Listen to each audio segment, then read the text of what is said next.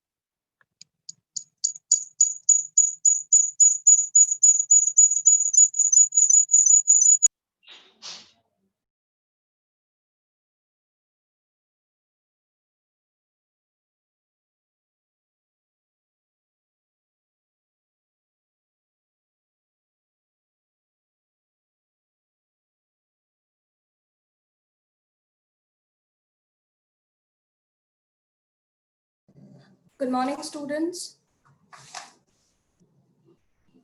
Good morning, ma'am. Yash, please. Yash, who is Yash? Yes. Yash, you remove this profile picture or you keep your video on. चलिए, good morning students. कैसी रही दिवाली? कैसी रही दिवाली? बोलो. मस्त, बढ़िया, बहुत अच्छी रही. चलो, अच्छी बात है. ठीक है, तो आज का हमारा टॉपिक है, कौन सा सब्जेक्ट है? एचआरएम. और एचआरएम का आज हमारा टॉपिक है EHRM, page number 18 of your pamphlet. Open की pencil with you and pamphlet खोल लीजिए. Page number is 18, EHRM.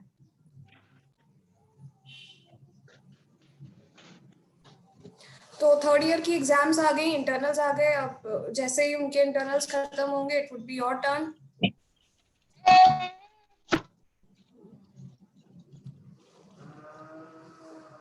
चलिए, लेट्स स्टार्ट. तो what is EHRM? Explain its important aspects. देखिए, E स्टैंड्स फॉर इलेक्ट्रॉनिक. अब HRM का मतलब आप सबको पता है. What is HRM? HRM means what? Managing people in any organization. किसी भी ऑर्गेनाइजेशन में लोगों को मैनेज करना, लोगों से रिलेटेड जो भी एस्पेक्ट्स हैं उन्हें मैनेज करना कहलाता है human resource management. Human resource को प्लान करना, उन्हें रिक्रूट करना, सिलेक्ट करना, ट्रेनिंग देना, प्लेसमेंट करना, ये सब आता है किसके अंडर में? HRM के अंडर में. पर जब हम ये सारे फंक्शंस को इलेक्ट्रॉनिकली परफॉर्म करते हैं तो this will be called as what? Electronic HRM. So write there in a simple language. Pamphlet में ही लिखते जाइए, साइड में कहीं स्पेस मिले तो. मीनिंग, use of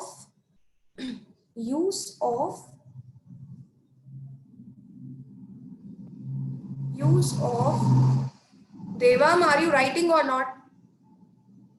मुझे तो नहीं लग रहा कि तुम लिख रहे हैं.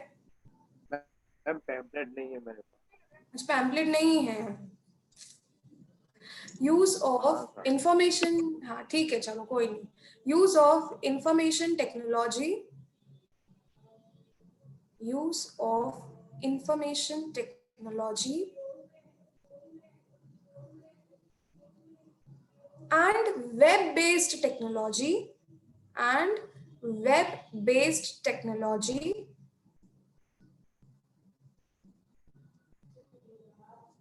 in performance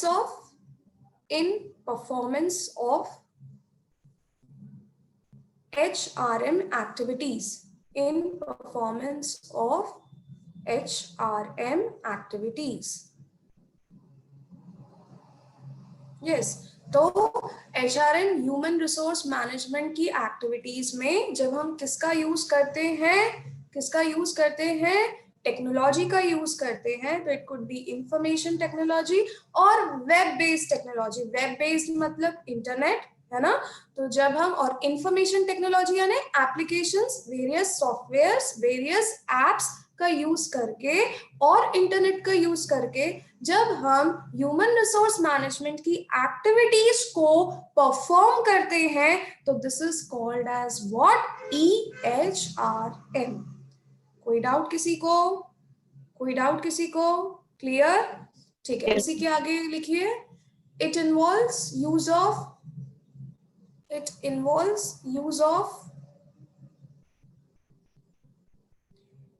intranet, INTRANET, intranet and extranet.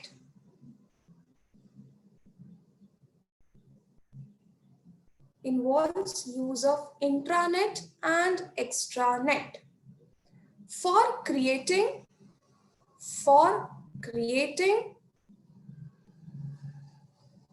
and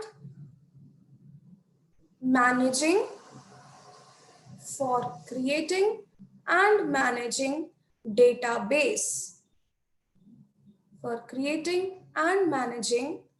database of employees.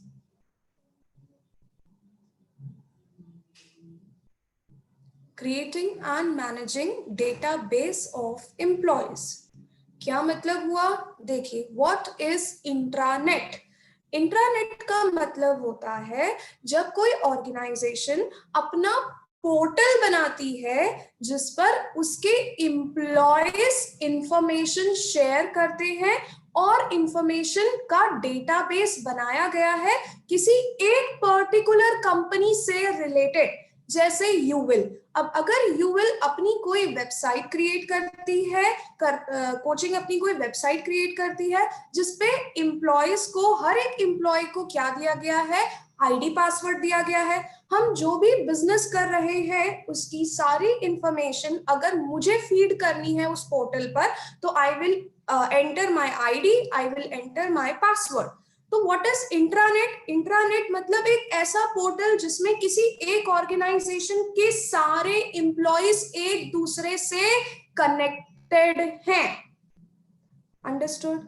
Clear है व्हाट इज इंट्रानेट? जैसे फॉर एग्जांपल हम एक कंपनी ले लेते हैं, I take example of Blue Dart. एक ब्लू डार्ट एक कंपनी है जो एक कुरियर कंपनी है, राइट? तो अगर कोई ब्लू डार्ट के एम्प्लॉयज अगर एक दूसरे से इंटरकनेक्टेड है, यानी मैंने आज दिन भर में कितना बिजनेस किया, आज दिन भर में कितने कुरियर्स निकाले, आज दिन भर में कुरियर्स की वैल्यू कितनी थी, अगर मुझे फीड करना है तो blue dart has its own portal, उसकी अपनी वेबसाइट है। हर एम्प्लॉय को क्या दिया गया है?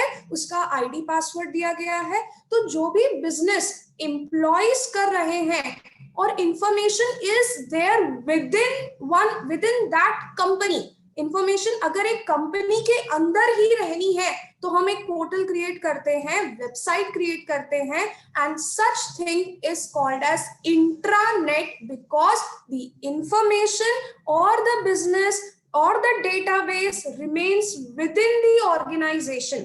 वही लोग उसे एक्सेस कर सकते हैं जिसके पास उनका क्या है? आईडी पासवर्ड कंपनी ने उन्हें दिया गया है। समझ में आया? तो इससे क्या होगा? एक पोर्टल पर परचेज डिपार्टमेंट की भी सारी इंफॉर्मेशन होगी, सेल्स डिपार्टमेंट के लोगों की भी इंफॉर्मेशन होगी, फाइनेंस के लोगों की भी इंफॉर्मेशन होगी, ह्यूमन रिसोर्स मैनेजमेंट के बंदों की भी इंफॉर्मेशन होगी। तो all the information related to one company when it is circulated between that company only, उसी कंपनी के अंदर इंफॉर्मेशन अगर सर्कुलेट हो रही है तो उस पोर्टल को, अगर पोर्टल बनाया है, कोई वेबसाइट बनाई है, तो उस सिस्टम को हम कहते हैं इंट्रानेट।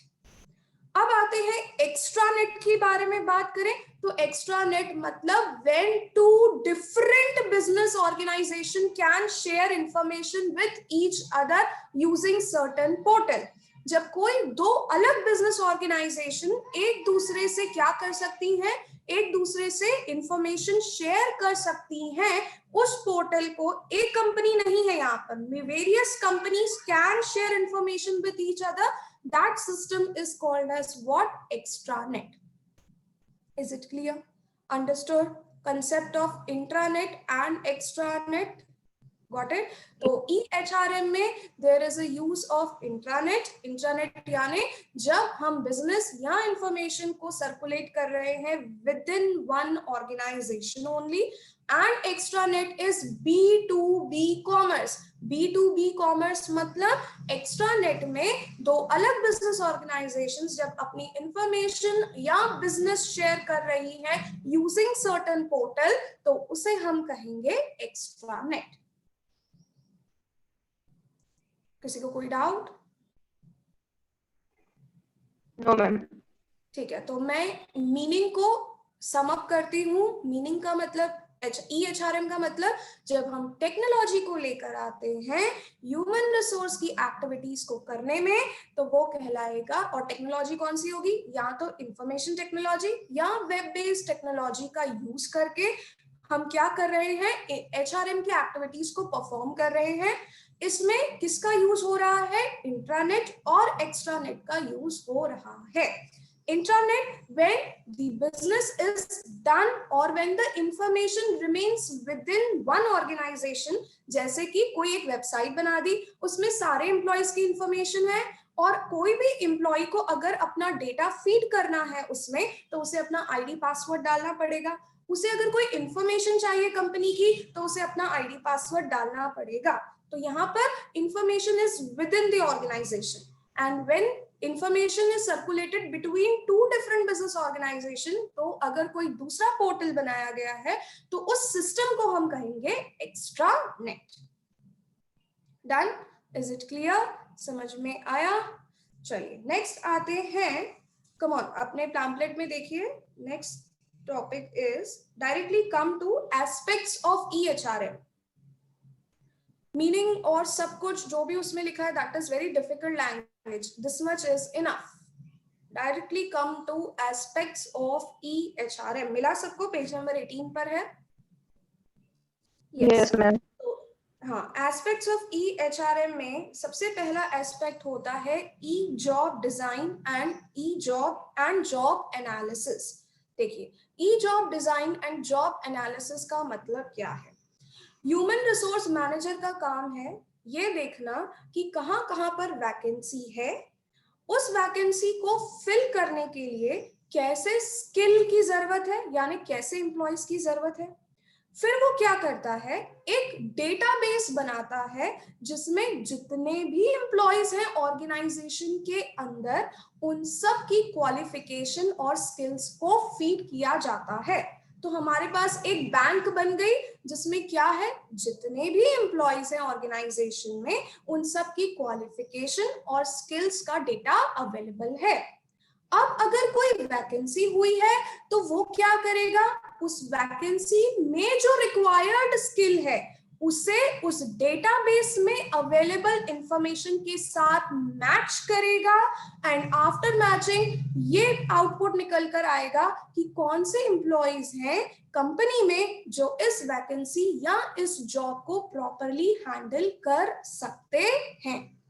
वंस अगेन, क्या किया जाता है, थ्रू स्किल सेट बनाया जाता है या एक बैंक बनाया जाता है जिसमें सारे एम्प्लॉयज की स्किल्स को के डेटा को डाल दिया जाता है। फिर अगर कहीं वैकेंसी है तो वैकेंसी में जो स्किल्स रिक्वायर्ड है उससे जो इंफॉर्मेशन डेटाबेस में लोगों की स्किल्स हैं उसके साथ मैच किया जाता है, एंड फाइनली ऐप या सॉफ्टवेयर आउटपुट जनरेट करेगा कि ये लोग इस काम को करने के लिए सुटेबल हैं। नहीं समझ में आया? We will read once. चलिए, any one of you please read.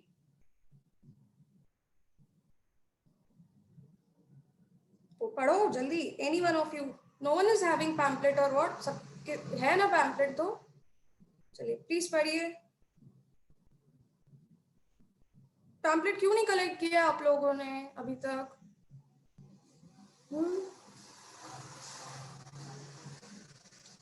अच्छा Nandini, you read from Nizampura, पढ़ो। Do you have pamphlet? बाप रे, यू डोंट हैव पैम्पलेट तो अच्छा, how many of you are not having pamphlet? Give a thumbs up. कितने लोगों के पास पैम्पलेट नहीं है? थम्स अप तो दो। 1 2 3।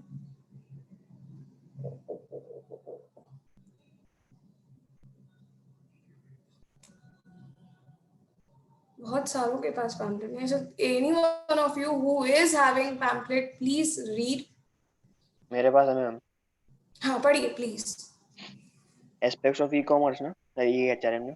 हाँ पढ़िए, पहला first. Thus, electronic process transmits the information in the original form and or under in the proceed form of all the parties concerned. Now we shall discuss the electronic aspects of resource management. Is that HRM? Electronic aspects is used in all the area of HRM where there is a transmission of information from one employee to another employee and the form and from one client to another to other both internally and externally. अरे directly come to E job design and job analysis, इस पे आइए। In job design and job analysis, most of the organization tended towards de-jobbing environment and introduce alternative work schedule, reflex work, board job banding, employees empowerment, multi-skilling, etc. Okay चलिए underline कीजिए D जॉबिंग को। आजकल बहुत सारे organisation move हो रहे हैं towards D जॉबिंग। D जॉबिंग का मतलब है जॉब तो करना पर जॉब नहीं करना, मतलब different ways of doing job. You can write there different easy ways of doing job, different and easy ways of doing job। पहले क्या होता था, अगर कोई नया टास्क आया है कंपनी में तो एचआर मैनेजर हर एम्प्लॉय के पास जाता था पूछने, क्या तुम कर सकते हो, क्या तुम कर सकते हो, are you willing to do, ऐसा करना पड़ता था। पर अब क्या, अब जरूरत नहीं है। तो यहां पर क्या हुआ, we have done dejobbing. Dejobbing यानी सेम काम को we can do in easy ways. समझ में आया meaning of dejobbing? Is it clear? Yes और no? Yes, ma'am. What is dejobbing? Doing same thing Differently. in different way, easily, हाँ easily with the use of technology, right? तो अब क्या हो गया, हाँ अब directly come to next paragraph, पढ़िए। मैं बोलूं? हाँ हाँ पढ़िए। HRM manager's job under this environment is identifying the skills requirement of the company, identify the employee skills and matching these to HR हाँ चलिए, manager। अब एचआर रुको, एचआर मैनेजर का काम क्या होता है? अंडरलाइन क्या लिखा है, identifying the skill requirement of the company, यानी कंपनी को कैसे स्किल्स की जरूरत है, और identifying the employees skills and matching them, ये फाइंड करना कि वैकेंसी में किसी जॉब में कैसे स्किल्स की जरूरत है, फिर एम्प्लॉयज की स्किल्स को उस जॉब के साथ क्या करना, एम्प्लॉयज की स्किल्स को उस जॉब के साथ क्या करना, बोलिए जल्दी से। Match. मैच करना। ओके वेरी गुड, चलिए नेक्स्ट।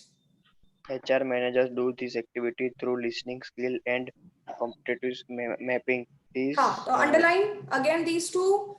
एचआर मैनेजर ये काम कैसे करते हैं? Listing skills and competency mapping. Listing skills का मतलब है एक डेटाबेस बनाना, जितने भी एम्प्लॉयज हैं उन सब की स्किल्स को नोट डाउन करना। अब उसको हम मैनुअली तो नोट डाउन नहीं करेंगे, we will feed in the computer software. तो जितने भी एम्प्लॉयज हैं उन सब की स्किल्स को लिस्ट करना यानी उनकी एक लिस्ट बनाना, और फिर कंपिटेंसी मैपिंग करना। कंपिटेंसी मैपिंग करना यानी देयर आर मेनी सॉफ्टवेयर्स जो डायरेक्टली एक ग्राफ बना के देते हैं कि ये एम्प्लॉय इस एरिया में अच्छा है, एक ये एम्प्लॉय ये काम ज्यादा अच्छे से कर सकता है। समझ में आया? तो डायरेक्टली क्या होगा, आपको सिर्फ कंप्यूटर में इंफॉर्मेशन फीड करनी है, सॉफ्टवेयर खुद ब खुद मैच करेगा एम्प्लॉयज की स्किल को और जॉब में जो रिक्वायर्ड स्किल है उनको आपस में मैच करके इट विल जनरेट आउटपुट कि कितने लोग, कौन कौन से लोग इस काम को करने में सक्षम हैं। Is it clear? अंडरस्टूड? चलिए पढ़िए आगे। The information of listing skills and competency mapping are placed on the net. Then the system matches the listing skill and mapping and produce the output of identifying the employee schedule from Suitable। particular task activity. हाँ Suitable ये task सारी activity. हाँ ये सारी information कहाँ feed की जाती है? नेट पे फीड की जाती है या सॉफ्टवेयर में फीड की जाती है, और खुद ब खुद क्या जनरेट होगा, आउटपुट जनरेट होगा, जिसमें ये बताया जाएगा कि which employees are suitable to perform this task. Understood? Yes और नो? Yes, ma'am. चलिए नेक्स्ट आगे पढ़िए। Thus, the EHR plays virtual role in de-jobbing environment. हाँ यानी EHRM place important role in D जॉबिंग environment, यानी इन्वायरमेंट को D job कर दिया है। जॉब तो परफॉर्म हो रहा है पर मैनुअली परफॉर्म करने से ज्यादा बेटर है, टेक्नोलॉजी से खुद ब खुद चीजें आउटपुट निकल कर आया। तो अब ई जॉब एनालिसिस में क्या इंपॉर्टेंट पॉइंट्स है?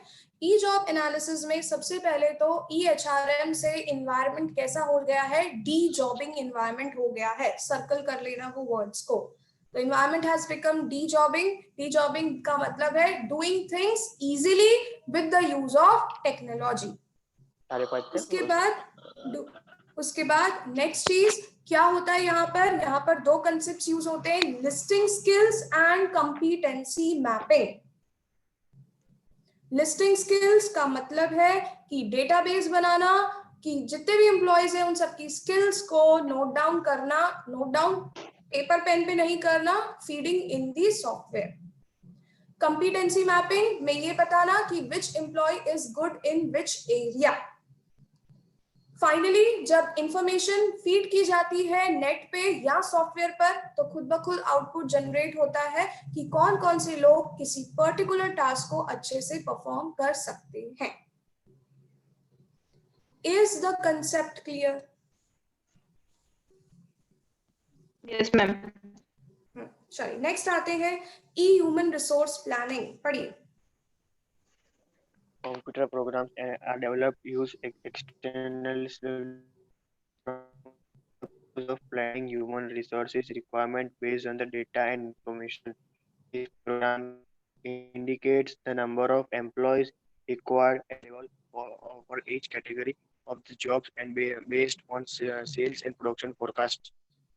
The extranet, which connects the intranet of different organization and the suitable people from the other organization for the purpose of outstanding and also to draw them where and when contingency situation arises. चलिए ठीक है. ई human resource planning underline कीजिए, कहां से important है. These programs indicate the, मिला second line. These programs, there are programs जो indicate करते हैं कि हर लेवल ऑफ जॉब में कितने लोगों की जरूरत है. समझ में आया? तो these programs indicate the number of employees required at each level for each category of job based on sales and production forecast. The extranet, extranet का मतलब मैंने बताया था. What is extranet? बताओ जल्दी से. What is extranet? What is extranet? Two different organizations can connect with each other, right? तो yes, तो extranet के जरिए हमें ये पता पड़ता है कि हम कहाँ से एम्प्लॉइज को आउटसोर्स कर सकते हैं. अगर हमें एम्प्लॉइज की अर्जेंट जरूरत पड़ी तो हम कौन सी ऑर्गेनाइजेशन से लोगों को अपने यहाँ बुलाकर काम करवा सकते हैं. Understood the meaning? क्या मतलब है? सबसे पहले तो बहुत सारे अलग अलग प्रोग्राम्स डेवलप किए गए हैं जिससे ये पता पड़ता है कि कौन से लेवल पर कितने number of people are required. After that, we have extranet. What is extranet? Which connects different business organization, which gives us information about different business organization. तो हमें if urgent contingency arises लिखा है, यानी if there is urgency, हमें लोगों की urgent requirement है, तो हमें information extranet से मिल जाएगी और हम दूसरे ऑर्गेनाइजेशन से लोगों को बुलवा के for the time being काम करवा सकते हैं. Is the meaning clear? Yes ma'am. चलिए नेक्स्ट पढ़िए. ई रिक्रूटमेंट. अब ई रिक्रूटमेंट पढ़ने की जरूरत नहीं है, it is very easy. Recruitment का मतलब क्या होता है, कौन बताएगा? सबसे पहले तो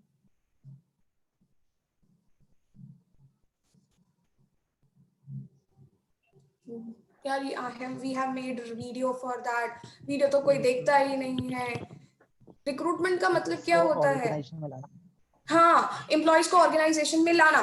तो एम्प्लॉइज को ऑर्गेनाइजेशन में लाने के लिए हमें क्या करना पड़ेगा? बैनर, हमें एडवर्टाइजमेंट करना पड़ेगा. यस, तो एडवर्टाइजमेंट करना पड़ेगा और एडवर्टाइजमेंट का आज सबसे इंपॉर्टेंट मीडियम है यूज ऑफ इलेक्ट्रॉनिक मीडिया, जिसको हम कहते हैं इंटरनेट, सोशल मीडिया या इंटरनेट के जरिए. तो ई रिक्रूटमेंट लोगों को रिक्रूट करने के लिए टेक्नोलॉजी का बहुत इंपॉर्टेंट रोल है। आज हमें लोगों को ढूंढने की, मैग्नीफाइंग ग्लास लेकर ढूंढने की जरूरत नहीं है। लोग अपने रिज्यूम खुद ब खुद naukri.com, job.com पर अपलोड करते हैं, वहां से हमें लोगों का डेटा मिल जाता है। और अगर हमें अपने ऑर्गेनाइजेशन में लोगों की जरूरत है तो हम इजीली इलेक्ट्रॉनिक मीडिया यानी इंटरनेट पर अलग अलग वेबसाइट्स पर अपनी एडवर्टाइजमेंट दे सकते हैं। इससे हम बहुत सारे लोगों को अपनी ऑर्गेनाइजेशन में अप्लाई करने के लिए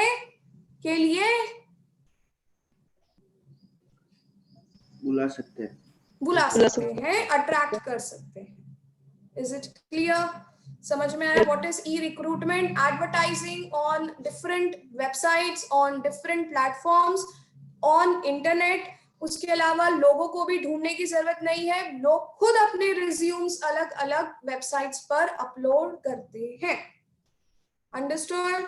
समझ में आया? चलिए उसके पॉइंट्स पढ़िए।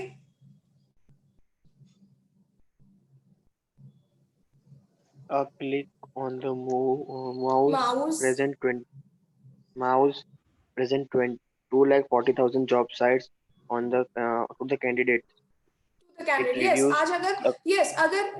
अब सुनिए, अगर मान लीजिए अगर मैं गूगल पे जाके सिर्फ इतना लिखती हूँ टीचिंग जॉब्स इन वडोदरा, तो I will get different many options. समझ में आया? चलिए next. It reduces the cost by 95% of the traditional recruitment. Traditional recruitment के से जो आप इलेक्ट्रॉनिक रिक्रूटमेंट है ये बहुत ज्यादा चीप है। नेक्स्ट।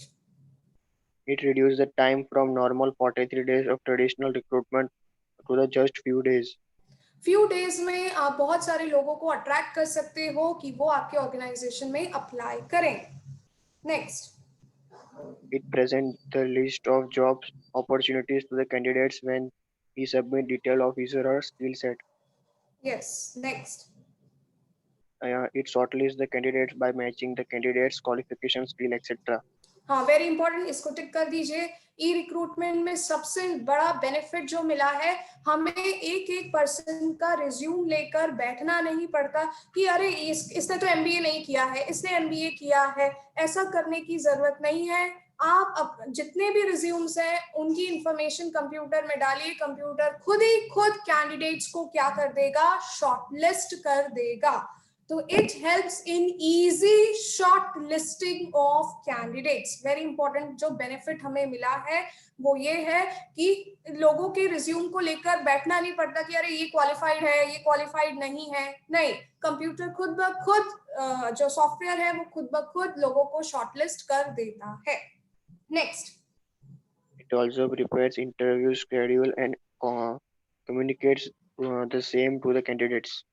ठीक है, अगर आपको कोई इंटरव्यू शेड्यूल करना है तो उसकी इंफॉर्मेशन आप कैंडिडेट्स को इजीली भेज सकते हो। Next. The number of people required for handling of application are reduced drastically। क्या मतलब? जो लोग कैंडिडेट के एप्लीकेशन फॉर्म को देखकर वो करते थे कि अरे नहीं ये बोलते हैं ये क्वालिफाइड है, ये क्वालिफाइड नहीं है, तो उन लोगों की जरूरत अब कम से कम हो गई है, क्योंकि ये काम अब डायरेक्टली कौन कर देता है? कंप्यूटर। चलो नेक्स्ट। E selection. अब E selection, what is selection? मैं बता देती हूँ। सिलेक्शन का मतलब है conducting various test, various interviews, जिसमें आप जितने भी लोगों ने अप्लाई किया है उसमें से बेस्ट पर्सन को क्या करते हो? ऑर्गेनाइजेशन में ला सकते हो, सिलेक्ट कर सकते हो। उसके लिए आप अलग अलग टेस्ट कंडक्ट करते हो, इंटरव्यू कंडक्ट करते हो। तो आज हमें ऑर्गेनाइजेशन में जाने की जरूरत नहीं है टेस्ट देने के लिए। बहुत सारी कंपनीज ऑनलाइन टेस्ट कंडक्ट कर रही है।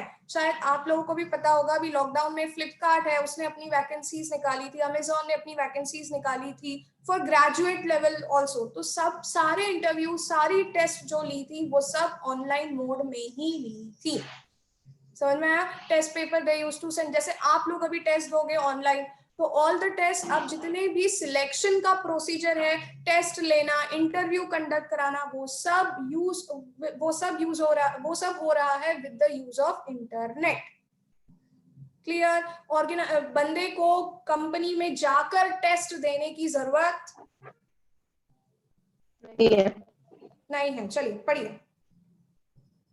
E-selection has become popular with the conduct various tests through online, contacting the candidates through email and conducting interviews and final interviews through audio conferencing and video conferencing.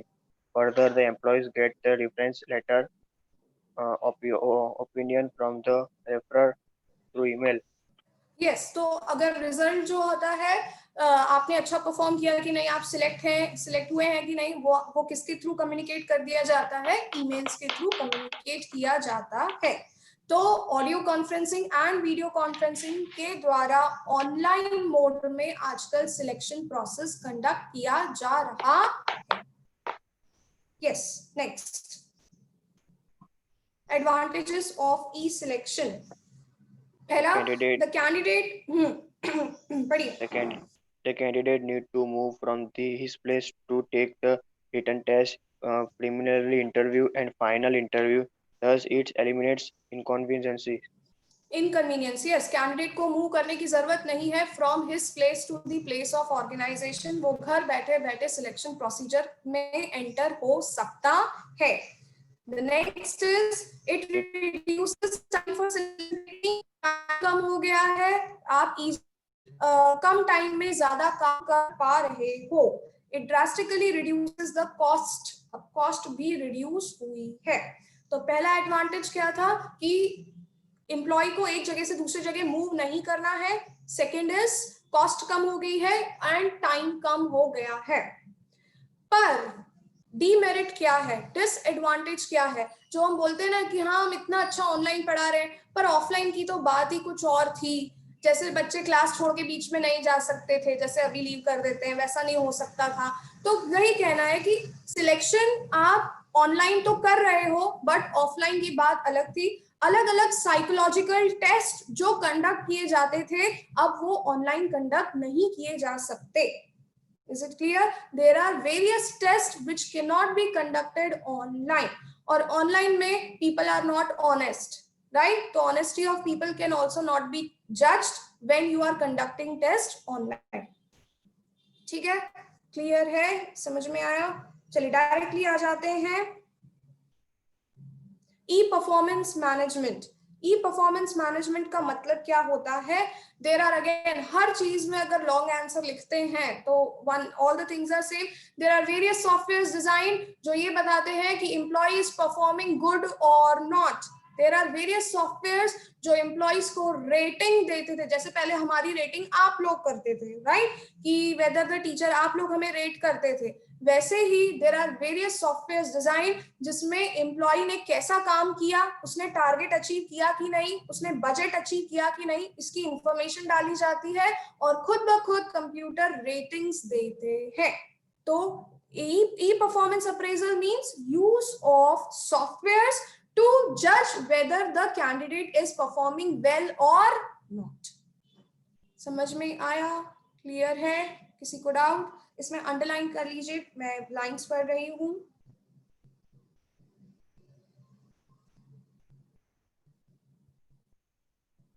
Second paragraph है, the software on employee performance appraisal provides a number of statements and sub-statements on each of the performance categories. The appraiser selects and clicks the appropriate rating for each statement. The system generates a detailed report by the time the appraiser has moved all the performance categories and sub-factors. मतलब जो software है वो rating देता है, software एक detailed report बनाता है, statements भी देता है, सब स्टेटमेंट्स भी देता है कि एम्प्लॉय ने कैसा परफॉर्म किया। This is producing result online. जब रिजल्ट को हम ऑनलाइन प्रोड्यूस कर रहे हैं तो उसे हम कहेंगे performance appraisal using electronic softwares. जैसे स्कूल्स में अगर रिजल्ट को ऑनलाइन बनाया जाता है, वैसे ही किसी भी एम्प्लॉय ने कैसा परफॉर्म किया उसको आप अगर ऑनलाइन मोड में बनाओगे तो this is called as what, E performance appraisal. Next is E training and development. E training and development again अलग अलग कंपनीज दूसरी कंपनी से कोलैबोरेट कर रही हैं कि हमारे एम्प्लॉय को ट्रेनिंग मिले. ट्रेनिंग्स के लिए अलग अलग सॉफ्टवेयर्स हैं. डायरेक्टली ऑनलाइन ट्रेनिंग प्रोग्राम्स भी आजकल चलाए जा रहे हैं. तो हर एक चीज का इसमें सारी यही है, ट्रेनिंग देना है तो ट्रेनिंग कैसे देंगे, और विद द ऑनलाइन मोड. समझ में आया? अंडरलाइन कीजिए. पहला line, companies started providing online training and online executive development. Employees learn various skills by staying at the place of their work. जहां काम कर रहे हैं वहां से ही बहुत सारी नई स्किल्स सीखने को मिलती है by online mode. Participants complete work from wherever they have access to computer and internet. जहां से भी कंप्यूटर या इंटरनेट का एक्सेस होगा वहां से एम्प्लॉइज नई नई चीजें, नए नए ट्रेनिंग प्रोग्राम्स अटेंड कर सकते हैं और अपनी स्किल्स को इम्प्रूव कर सकते हैं. Next, e-learning via internet covers wide set of applications and processes including computer-based learning, web-based learning, virtual classrooms and digital collaborations. Virtual classroom क्या होता है? This is the classroom which we are having right now is a virtual classroom. तो employees भी अलग अलग लोगों से training ले सकते हैं यूज ऑफ इंटरनेट और वर्चुअल क्लासरूम्स. वर्चुअल क्लासरूम यानी डिजिटल क्लासरूम्स जो कि आज हम लोग अपने अपने घर में बैठकर क्लास अटेंड कर रहे हैं. This is virtual classroom. तो ट्रेनिंग दी जा रही है इंटरनेट के थ्रू, कंप्यूटर के थ्रू और वर्चुअल क्लासरूम्स के through. Next is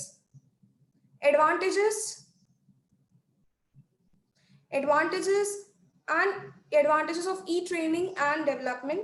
E-training helps the employees specify, concentrate competencies and build up knowledge management strategies. भूल जाओ, next पे आ जाओ direct. The HR department gets the IT department to its side. यानी HR department को किसका help मिलता है? IT department का help मिलता है. Training materials will be available more widely. Training materials बहुत इजीली और बहुत सारे लोगों को अवेलेबल हो सकते हैं.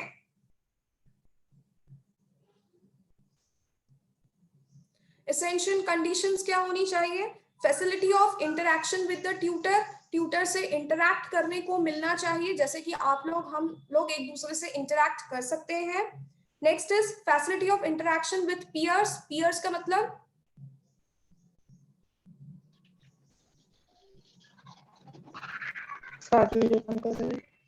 साथ में काम करने वाले फ्रेंड्स या साथ में काम करने वाले colleagues. Opportunity for differential learning यानी कुछ नई चीजें सीखने का मौका. Availability of training readily and motivating the trainees to learn. Sorry, E compensation management. E compensation management मतलब किसकी कितनी सैलरी है, किसका कितना अलाउंस है, उसको कैसे कैलकुलेट करना, थ्रू सॉफ्टवेयर कैलकुलेट करना. समझ में आया? ई कॉम्पनसेशन मैनेजमेंट क्या हुआ? कॉम्पनसेशन अगर किसी को देना है तो कॉम्पनसेशन का कैलकुलेशन, पेरोल का कैलकुलेशन, सैलरी का कैलकुलेशन खुद HR डिपार्टमेंट के लोग करने बैठेंगे नहीं. इट इज ऑल, कितनी छुट्टियां ली तो पैसा ऑटोमेटिकली डिडक्ट हो जाएगा through computer softwares. Is it clear? Using technology to calculate what? Using technology to calculate what? Salary, allowance, compensation of employees. Done? समझ में आया? Using software to calculate what? Fatima, using salary to calculate what?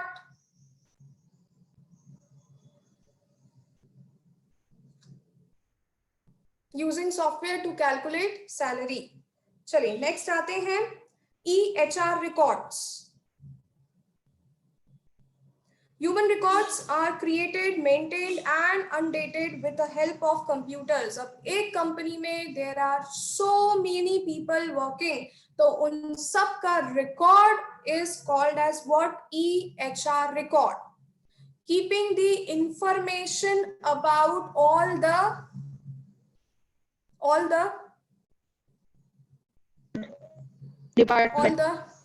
the people in the organization, सबकी information रखना, उन्हें update करना, कितने लोगों ने ज्वाइन किया, कितने लोगों ने छोड़कर चले गए, ये सारी इंफॉर्मेशन को अपडेट करना is called as EHR records.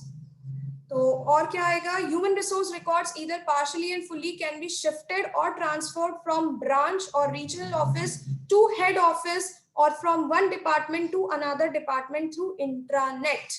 यानी लोग एक डिपार्टमेंट में कितने हैं उसकी इंफॉर्मेशन दूसरे डिपार्टमेंट में भेजी जा सकती है with the use of dash net, with the use of intranet. Next is EHR information. Human resource information is generated, maintained, processed and transmitted to the appropriate places. Again same, जितनी भी information है आप उसे manage कर सकते हो, process कर सकते हो और transfer, underline, manage, process and transfer through intranet and extranet.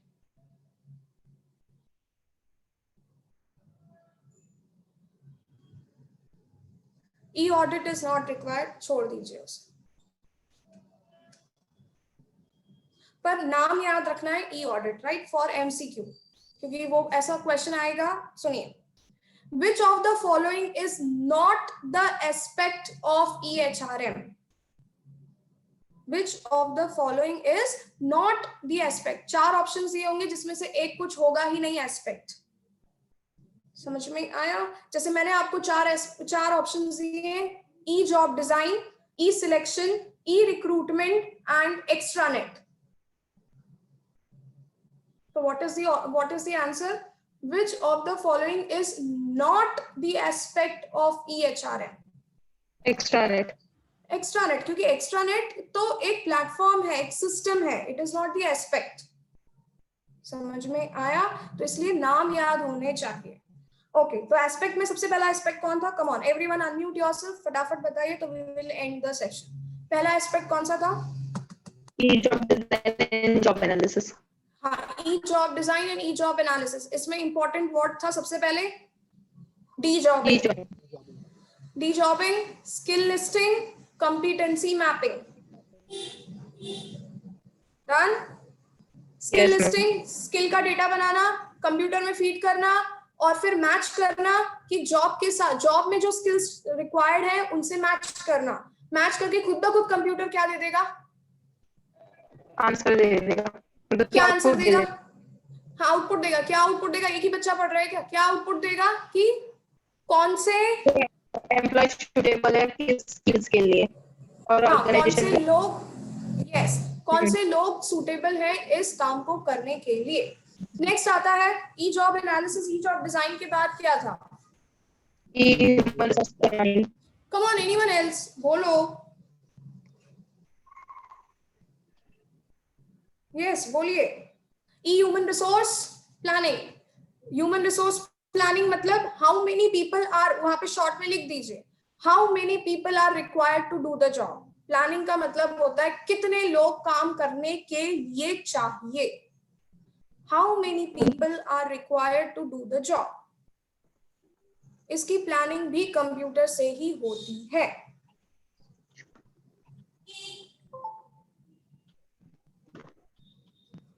फिर आया ई रिक्रूटमेंट। सबको पता है ई रिक्रूटमेंट का मतलब एडवर्टाइज करना ऑनलाइन।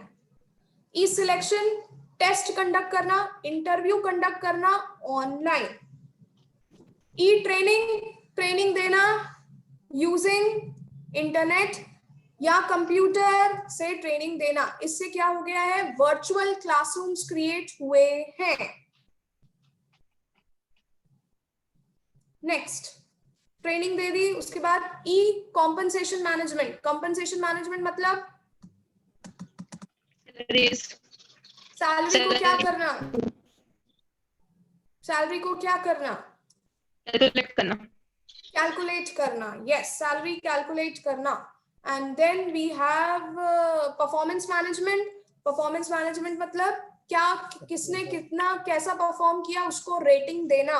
वो रेटिंग भी सब यहाँ पर कौन देगा, कंप्यूटर सॉफ्टवेयर। चलिए, तो यहाँ पर आई होप किसी को कोई डाउट है, पूछिए। जिनके पास पैम्पलेट नहीं है भैया पैम्पलेट ले आओ, अचानक से फिर एग्जाम आ जाती है।